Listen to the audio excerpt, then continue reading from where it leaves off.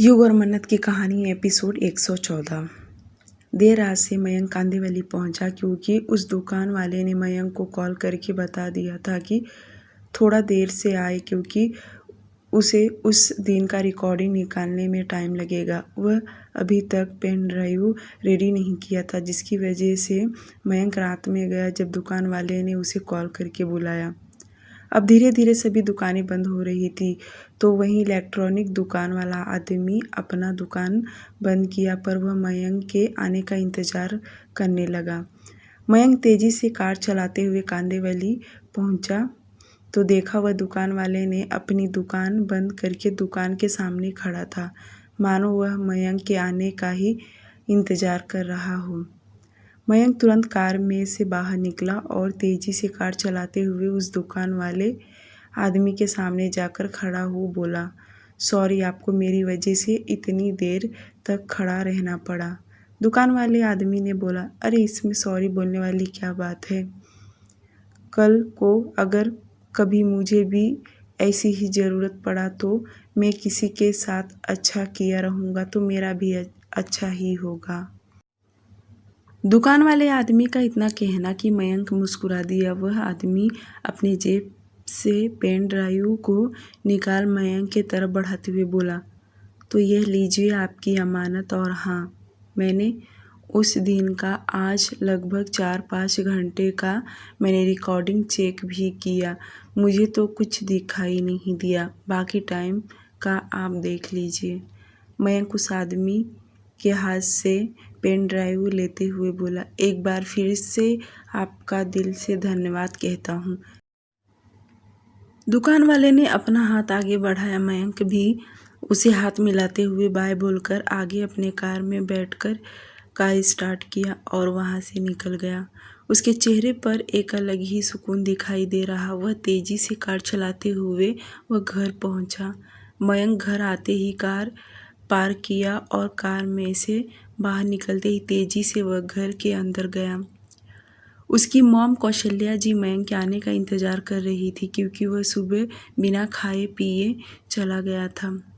अभी इतनी देर से आ रहा है, जिसके चलते वह परेशान होते हुए उसका इंतज़ार कर रही थी। और जब उन्होंने मयंक को देखा तो तुरंत उसे पूछने लगी, आखिर सुबह सुबह इतना जल्दी कहाँ चला गया था।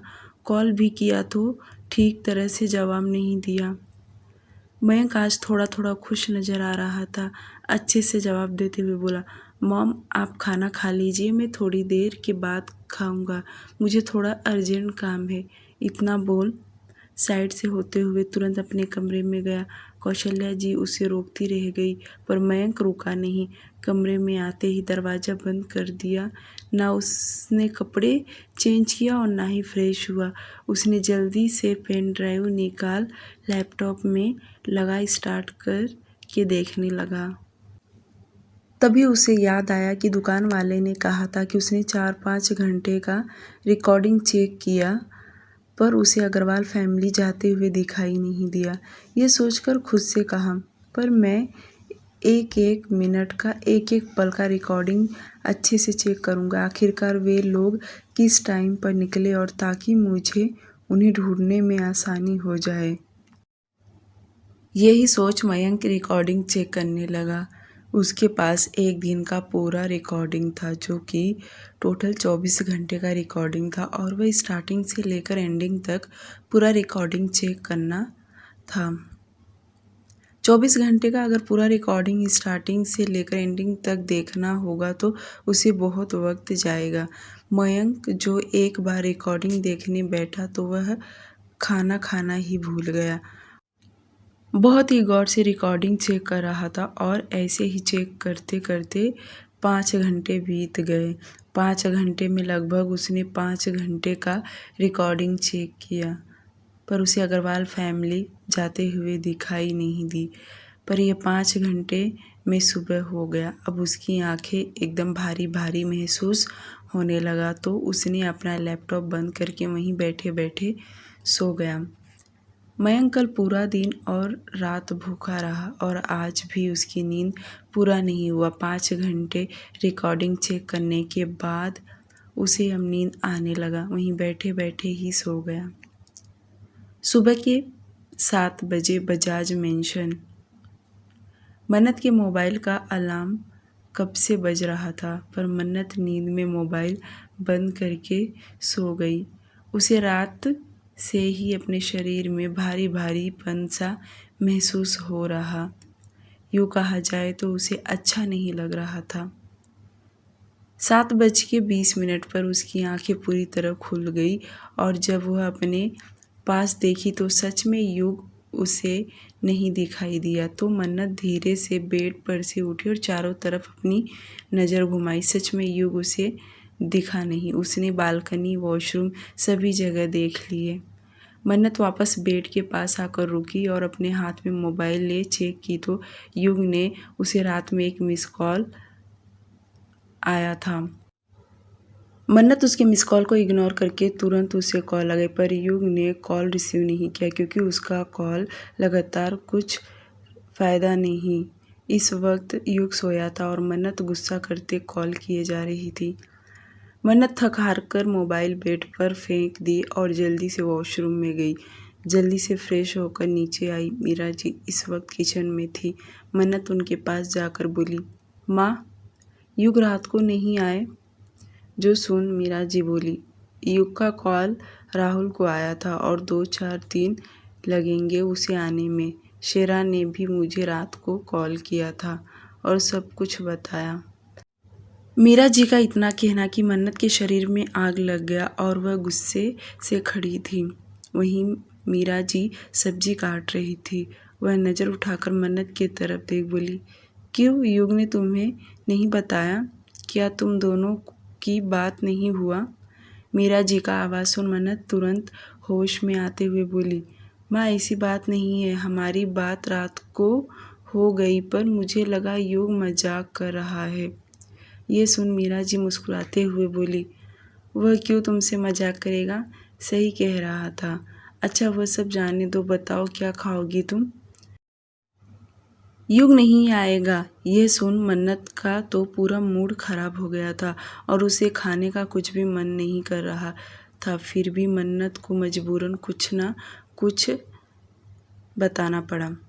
बजाज मेंशन ब्रेकफास्ट करने के बाद मन्नत कमरे में आ गई। तब वह बहुत गुस्से में थी क्योंकि सुबह सुबह युग ने उसका कॉल रिसीव नहीं किया और अचानक से उसका इरादा बदल गया इंडिया आने के लिए। अब मन्नत को कुछ तो गड़बड़ लगने लगा और उसे ये भी लग रहा था कि उसे युग के बातों में नहीं आना चाहिए था, उससे बात ही नहीं करना चाहिए था। यही सब सोच मन्नत का दिमाग खराब हो रहा था और उसने फिर से सोची कि वह युग को कॉल नहीं करेगी।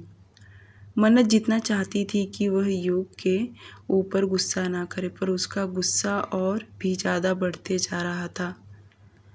करीब 15 मिनट के बाद उसका मोबाइल रिंग किया तो मन्नत जैसे देखी तो यह कॉल किसी और का नहीं, युग का ही था। उसका दिल तो कर रहा था कि वह कॉल उठाकर युग को भला बुरा सुना दे, पर अब उसे फिर से लगा कि वह उससे बात ना करे, इसी में भलाई है। यही सब वह सोचने लगी। दूसरी तरफ जर्मनी। युग अभी अभी सोकर उठा था, इसलिए वह तुरंत मन्नत को कॉल लगाया क्योंकि जैसे वह उठा तो मोबाइल में देखा मन्नत का मिस कॉल आया था और अब युग उसे कॉल लगा रहा था तो मन्नत कॉल नहीं उठा रही। युग 2 से 3 बार कॉल लगाया पर मन्नत नहीं उठाई तो युग को लगा इस वक्त मन्नत नाश्ता करती होगी, जिसके चलते उसने अपना मोबाइल साइड में रखा और बेड से उठकर वॉशरूम में चला गया। उसे जल्दी से मीटिंग के लिए जाना था। वह जल्दी जल्दी से अपना काम निपटाकर इंडिया के लिए रवाना होना चाहता था, इसलिए उसने बिना देर किए फटाफट फ्रेश होकर रेडी हो गया। दूसरी तरफ मयंक का घर। मयंक सुबह में सोया जिसकी वजह से उसकी आंखें नहीं खुल रही थी और जब उसकी मॉम दरवाज़ा खटखटा रही थी तो उसकी आवाज़ सुन जैसे उसकी आंखें खुला तो वह उठकर तुरंत बैठ गया और जल्दी से उठकर दरवाज़ा जाके खोला तो देखा उसकी मॉम खड़ी थी। कौशल्या जी नाराज़ होते हुए बोली कि तुमने रात को भी खाना नहीं खाया, हुआ क्या है तुम्हें मयंक, क्यों ऐसा कर रहे हो? तुम देख रहे हो ना तुम्हारी तबीयत दिन ब दिन खराब होते जा रही है। मयंक उनकी सभी बातों को इग्नोर करते हुए बोला, मॉम आप ब्रेकफास्ट लगाइए, मैं फ्रेश होकर आता हूँ। जो भी हो, मयंक ब्रेकफास्ट के लिए रेडी हो गया। कौशल्या जी को यही सुनकर बहुत अच्छा लगा। वह तुरंत उसके लिए ब्रेकफास्ट लगाने चली गई। वहीं मयंक जल्दी से वॉशरूम में आया और फ्रेश हुआ और जल्दी जल्दी ब्रेकफास्ट किया। ऑफिस के लिए निकल गया क्योंकि अगर वह घर पर रहेगा तो उसकी मम्मी 100 सवाल करती रहेंगी। इसलिए उसने सोचा क्यों ना ऑफिस में जाकर वह दिन भर बैठकर रिकॉर्डिंग चेक करेगा। दूसरी तरफ मेहता बंगलो। इन दिनों रेहान और नैना का रिश्ता देखा जाए तो काफ़ी सुधार आ गया था, क्योंकि रेहान अपना कमरा नैना के साथ शेयर करने लगा था। वैसे तो उसने अपना कमरा पहले दिन से ही शेयर किया था, पर वह खुद दूसरे कमरे में सोने जाता था। पर इन दिनों उसने यहाँ तक कि बेड भी शेयर कर रहा था। कहने को तो दोनों अब एक ही बेड पर सोते थे। अगर कोई तीसरा कोई उन्हें देखे तो उसे यही लगेगा इनमें नज़दीकियाँ बहुत है, पर उनके मन से देखा जाए तो उन दोनों में दूरियां कोसों थी। डाइनिंग टेबल पर सभी लोग ब्रेकफास्ट कर रहे थे और रेहान जाने को तैयार हुआ कि उतने में अभय आया। अभय आज लेट आया था, जिसकी वजह से रेहान उसे बाय बोलकर जाने लगा। अभय उसे रुकने के लिए कह रहा था, पर रेहान को जल्दी जाना था। वह चला गया। उसके जाते ही नैना अभय के लिए नाश्ता लाने किचन में चली गई। वहीं अभय और नारायण जी दोनों गार्डन में आकर हल्की हल्की धूप में बैठे थे। नारायण जी अभी भी उसके कामकाज के बारे में पूछ रहे थे। तब तक नैना अभय के लिए नाश्ता और चाय लेकर आ गई, जो देख अभय खुशी से उछल पड़ा और वहीं बैठे नाश्ता करने लगा। नैना भी उनके साथ बैठ गई। अभय को देख ऐसा लग रहा था जैसे उसे काम पर न जाना हुआ, आराम से नाश्ता कर रहा था। थोड़ी देर में अभय नाश्ता कर लिया, तभी उसका मोबाइल रिंग करने लगा और जब उसने कॉल देखा साइड में जाकर बातें करने लगा।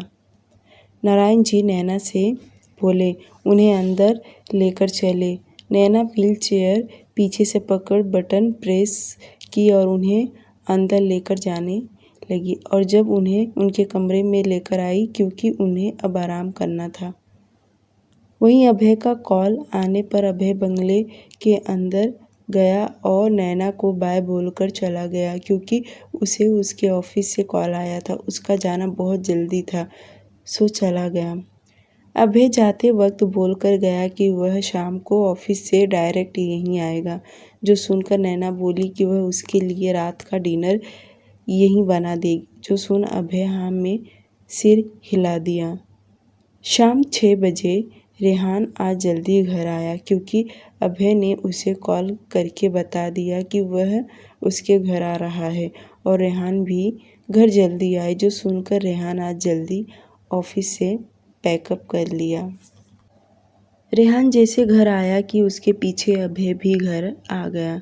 नैना पहले तो उन दोनों के लिए कॉफ़ी और अपने और नारायण जी के लिए चाय बनाई।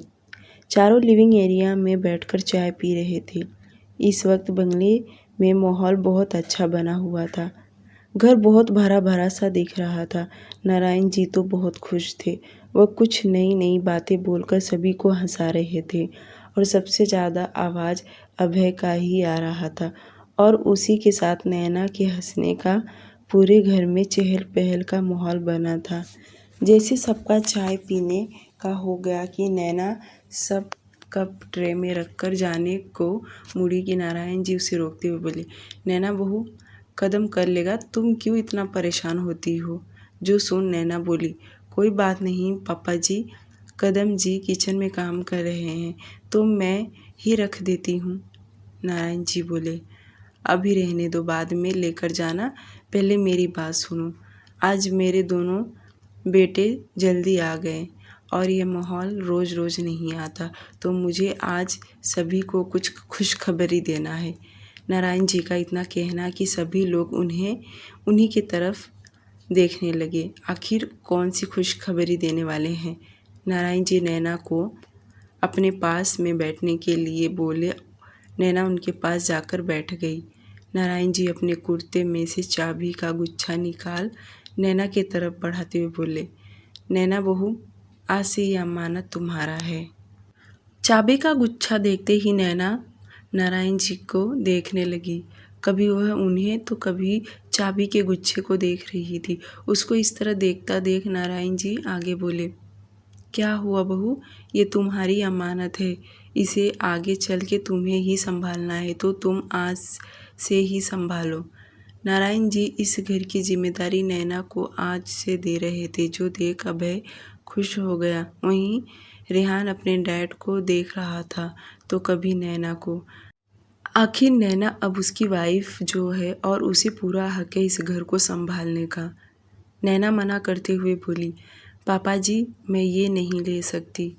नैना का तुरंत ना सुन नारायण जी बोले, अगर तुम ये नहीं लोगी तो मेरा अपमान हो जाएगा।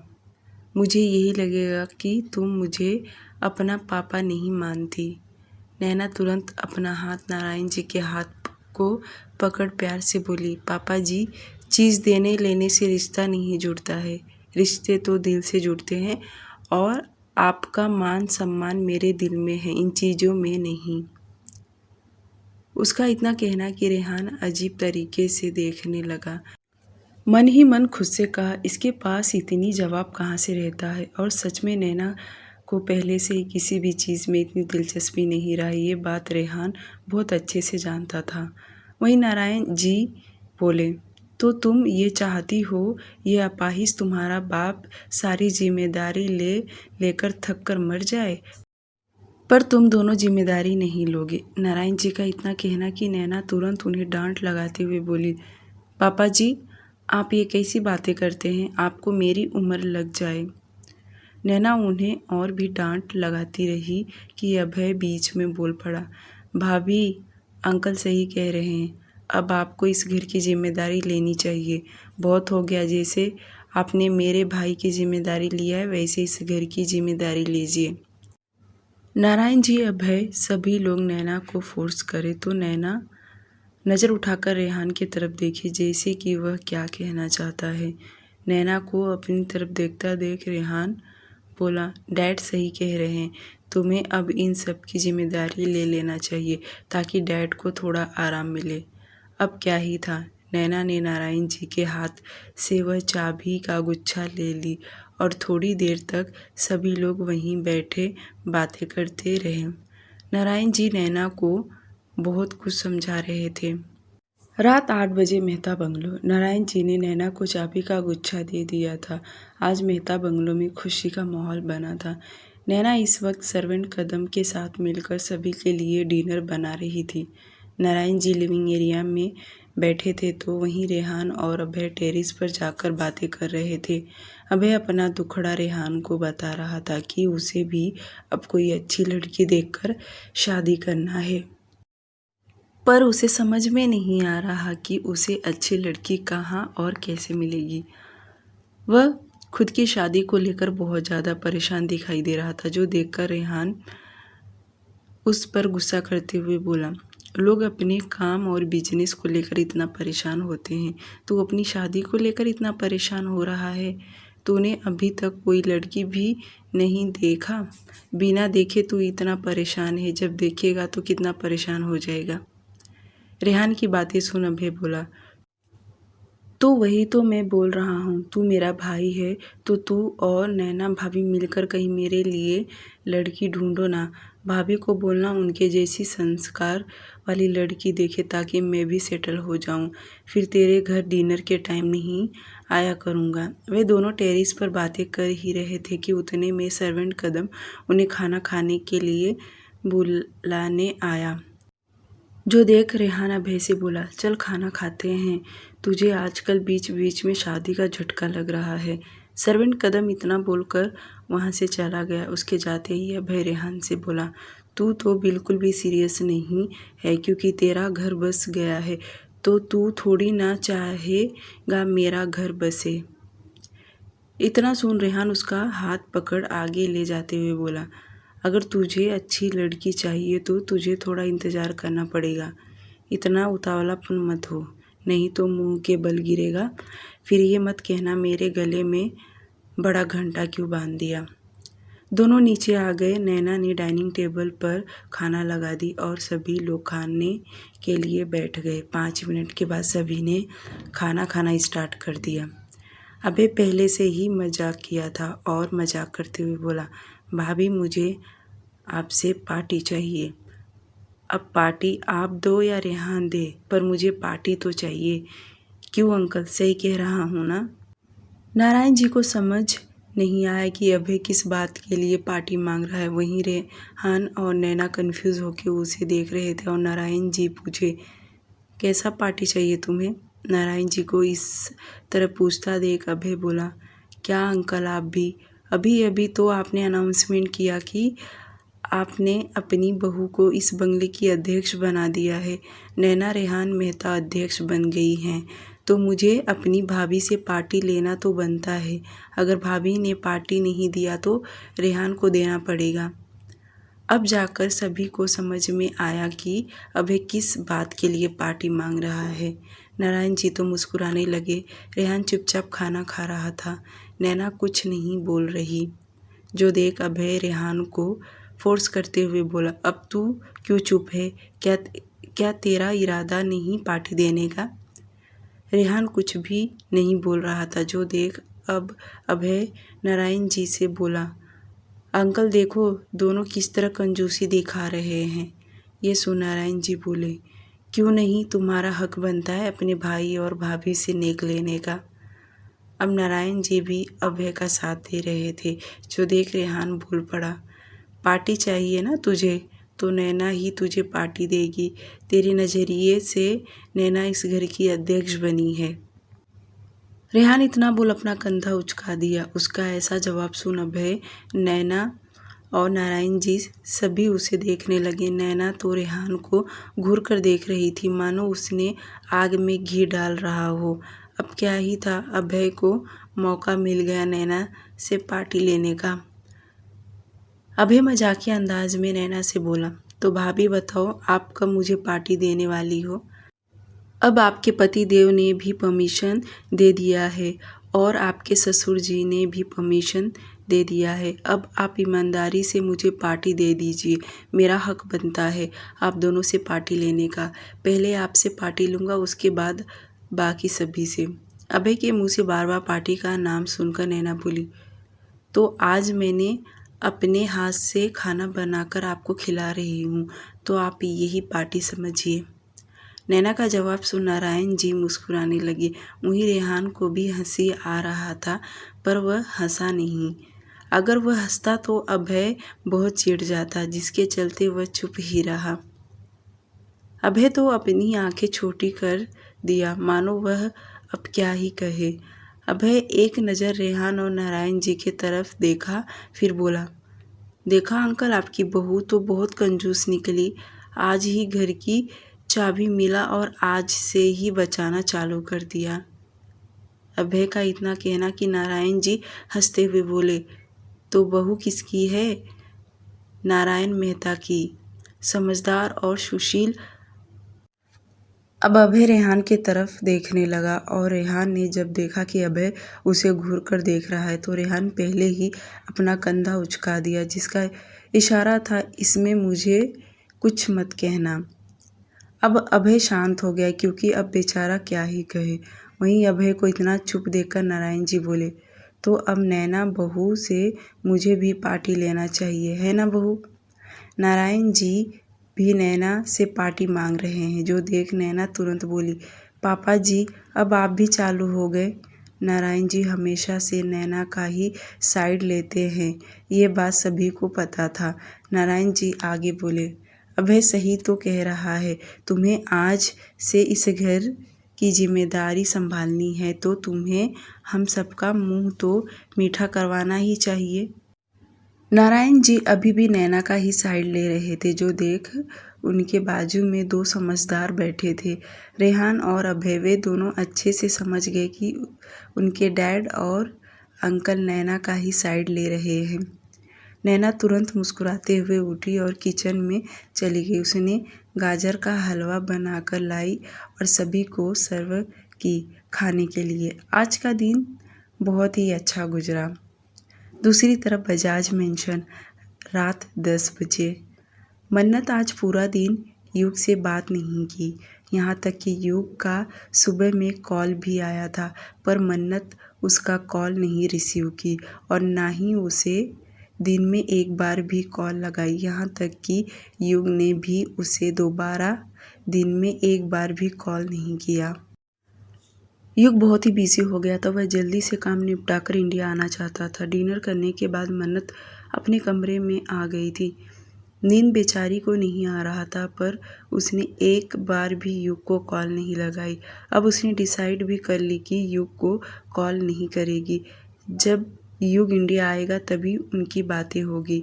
जर्मनी में अब शाम हो रहा था, इसलिए युग जल्दी से मन्नत को कॉल करने का सोचा, क्योंकि उसे पता था कि इंडिया में सोने का टाइम हो गया होगा, जिसके चलते वह साइड वाले कैबिन में जाकर कॉल लगाया। पर मन्नत ने उसका कॉल रिसीव नहीं की, क्योंकि उसके सिर में सुबह से भारीपन महसूस हो रहा था और उसे आज सोते ही जल्दी से नींद आ गया। युग लगातार उसे कॉल करता रहा, पर मन्नत ने उसका कॉल नहीं रिसीव की। युग को समझ गया कि मन्नत सो गई होगी, इसलिए वह कॉल रिसीव नहीं कर रही। पर युग घर में किसी और या सर्वेंट को कॉल करके परेशान नहीं करना चाहता था, क्योंकि 2 दिन पहले ही उसने काव्या और गार्ड को कॉल कर चुका था। इसलिए अब वह कॉल करके किसी और को नहीं परेशान करना चाहता। कॉल नहीं लगाया जो देख युग मन में सोचा, कल जल्दी उठ के कॉल करना पड़ेगा। दूसरी तरफ मयंक का घर। देर रात से मयंक अपने घर आया और आज वह पूरा दिन ऑफिस में सिर्फ सीसीटीवी कैमरा रिकॉर्डिंग चेक किया था। इसमें उसे पीहू या उसकी फैमिली जाते हुए दिखाई नहीं दिए। उसने बहुत ही बारीकी तरीके से कैमरा चेक किया, वे लोग जाते हुए दिखाई नहीं दिए, जिससे मयंक को बहुत बुरा लगने लगा, क्योंकि उसे 1 मिनट काम भी लैपटॉप अपनी नज़र से यहाँ वहाँ नहीं किया। उसने अपनी पूरी रात और दिन लगा दिया कैमरा चेक करने में। उसने बहुत ही अच्छे तरीके से चेक किया था, फिर भी उसकी फैमिली जाती हुई दिखाई नहीं दी। यहाँ तक कि कॉलोनी से बाहर ही नहीं निकले। मयंक अपने कमरे में बैठे इतना परेशान हो गया, बहुत दिमाग उसने लगाने लगा कि ऐसे कैसे हो सकता है, वे लोग कैमरे में दिखाई नहीं दे रहे। यही तो उनका बाहर जाने का रास्ता है। अगर उन्हें बाहर निकलना होगा तो कॉलोनी से बाहर तो निकले ही होंगे। ऐसे कैसे हो सकता है कि वह कैमरे में कुछ भी कैप्चर नहीं हुआ। मयंक अपनी उलझनों में इतना उलझ गया कि उसका दिमाग काम नहीं कर रहा। कोई भी कार या गाड़ी कॉलोनी के अंदर नहीं जा सकता। अगर कोई कार अंदर लेकर गए भी तो बहुत संभाल कर लेकर जाना पड़ेगा। मयंक इतना दिमाग पर जोर दे कर सोच रहा था, उसे समझ नहीं आ रहा कि ऐसे कैसे हो सकता है। रिकॉर्डिंग में बिल्कुल भी उनके फैमिली का रिकॉर्ड नहीं हुआ। मयंक सोफे पर बैठे अपने दोनों हाथों से सिर को पकड़ खुद से बड़बड़ाते हुए कहा, यह कोई गलत रिकॉर्डिंग तो नहीं है ना?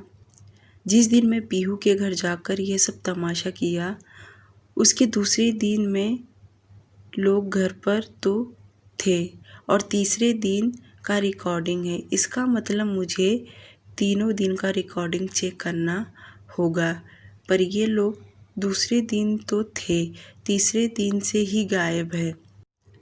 मैं कितना सोचकर अपना मोबाइल लिया और उस इलेक्ट्रॉनिक दुकान वाले को कॉल करने का सोचा, पर उसने टाइम देखा तो अब रात के 11 बज चुके थे, जिसके चलते उसने कॉल लगाने का थोड़ा अजीब लगने लगा कि इतनी रात को उनको कॉल करने से वह क्या सोचेंगे। मैं खुद को समझा नहीं पा रहा था, अगर उसने अभी कॉल नहीं किया तो पूरी रात वह सोचते ही रह जाएगा, जिसके चलते उसने कॉल करने का डिसीजन लिया। पर उस दुकान वाले को परेशान करने के लिए तकलीफ़ हो रहा था। फिर भी मयंक ने तुरंत उसका नंबर डायल कर दिया। दो ही रिंग जाने में उस इलेक्ट्रॉनिक दुकान वाले आदमी ने मयंक का कॉल रिसीव कर लिया। मयंक कुछ कह पाता कि वह आदमी हंसते हुए बोला, क्या हुआ? जिसे आप ढूंढ रहे हैं वह मिली कि नहीं? दुकान वाले का इतना कहना कि मयंक मायूस होते हुए बोला, नहीं, कुछ पता नहीं चला। पूरा मैंने रिकॉर्डिंग चेक कर लिया पर अग्रवाल फैमिली के एक भी सदस्य का इसमें रिकॉर्ड नहीं है। यह सुन दुकान वाले ने भी हमदर्दी जताते हुए बोला, तो फिर अब कैसे ढूंढेंगे आप? उस दुकान वाले आदमी का जवाब सुन मयंक बोला, मुझे फिर से आपकी हेल्प चाहिए। जो सुन दुकान वाला आदमी बोला, कहिए कैसी मदद चाहिए? मैं तो आपकी मदद करने के लिए तैयार हूँ। मयंक बोला, मुझे उसके पहले के 2 दिन का और रिकॉर्डिंग चाहिए। जो सुन दुकान वाला आदमी बोला, इतनी रात को तो मैं नहीं दे सकता हूँ, पर हाँ, कल दुकान जाते ही मैं सबसे पहले आपका काम करूँगा। वह दुकान वाला आदमी इतना जल्दी मान गया। जो सुन मयंक के चेहरे पर खुशी झलक गया और वह मुस्कुराते हुए बोला, मैं कैसे आपको थैंक्स कहूँ, मुझे ही नहीं समझ में आ रहा, पर फिर भी दिल से आपको थैंक्स कहता हूँ। वे दोनों इतना बोलकर कॉल डिस्कनेक्ट कर दिए। कॉल कट होते ही मयंक खुद को तसल्ली देते हुए बोला, बस एक बार यह 2 दिन का रिकॉर्डिंग मिल जाए और मैं उसे अच्छे से चेक कर लूँ, फिर पता चल जाएगा यह लोग कब निकले थे और कहाँ गए। सुबह का वक्त, मन्नत का कमरा। मन्नत का मोबाइल लगातार रिंग कर रहा था। वह अभी भी गहरी नींद में सोई थी और मन्नत को लगा कि अलार्म बज रहा है। बिना आंखें खोले ही मोबाइल बंद कर रही थी। उसका बार बार यूं ही कॉल डिस्कनेक्ट करना युग को बिल्कुल भी अच्छा नहीं लग रहा। उसे लगा कि मन्नत जानबूझकर कॉल कट कर रही है। युग ने करीब 3 बार उसे कॉल किया और तीनों बार मन्नत बिना कॉल देखे ही डिस्कनेक्ट कर दी। अब युग को गुस्सा तो बहुत आया था क्योंकि वह बहुत जल्दी उठा था उसे कॉल करने के लिए।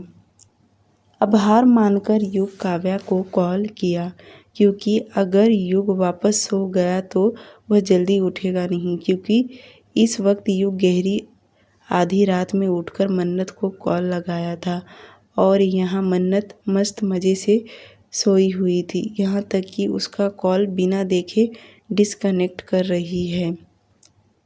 वहीं काव्या का जब मोबाइल रिंग किया तो काव्या भी उठ नहीं रही थी, पर उसके मोबाइल रिंग करने से राहुल की आंखें खुल गया और वह अपनी धुंधली आंखों से मोबाइल टटोलते हुए हाथ में ले देखा तो युग का कॉल है। वह तुरंत कॉल रिसीव करते ही बोला, गुड मॉर्निंग युग। राहुल की आवाज़ सुनी युग बोला, इसका मतलब काव्या उठी नहीं है। सॉरी तुम लोगों को डिस्टर्ब किया, पर मन्नत भी कॉल नहीं उठा रही। मुझे उससे अभी बात करना है, मुझे भी सोना है, पर मैं चाहता हूँ एक बार मन्नत से बात हो जाए। युग का प्रॉब्लम राहुल समझ गया और बोला, अभी तो भाभी सोई होंगी, मैं काव्या को भेजता हूँ, वो मोबाइल लेकर जाएगी। दूसरी तरफ से युग हम बोला। राहुल काव्या का हाथ पकड़ जब झकझोरते हुए उसे उठाया और उसके इस तरह से उठाने से काव्या हड़बड़ाते हुए आंखें खोलकर देखने लगी। राहुल मोबाइल के तरफ उंगली से इशारा करते हुए बताया कि तुम्हारे भाई का कॉल है, मोबाइल लेकर जाओ। उसका इशारा समझते हुए काव्या पूरी तरह आंखें खोलकर मोबाइल के तरफ देखी तो उसके भाई का कॉल चालू ही था, जो देख काव्या उठकर बैठ गई और जम्भाई लेते हुए हाथ में मोबाइल ले बेड से उठी और अपने कमरे से बाहर निकली और धीरे धीरे चलते हुए मन्नत के कमरे की तरफ बढ़ गई। काव्या मोबाइल कान के पास लगा युग से बातें करने लगी। भाई, आपको ना अपनी वाइफ को साथ में लेकर जाना चाहिए था। काव्या की बातें सुन युग कुछ बोला नहीं। उसे पता था कि उसकी बहन बकवास किए बगैर रह नहीं सकती।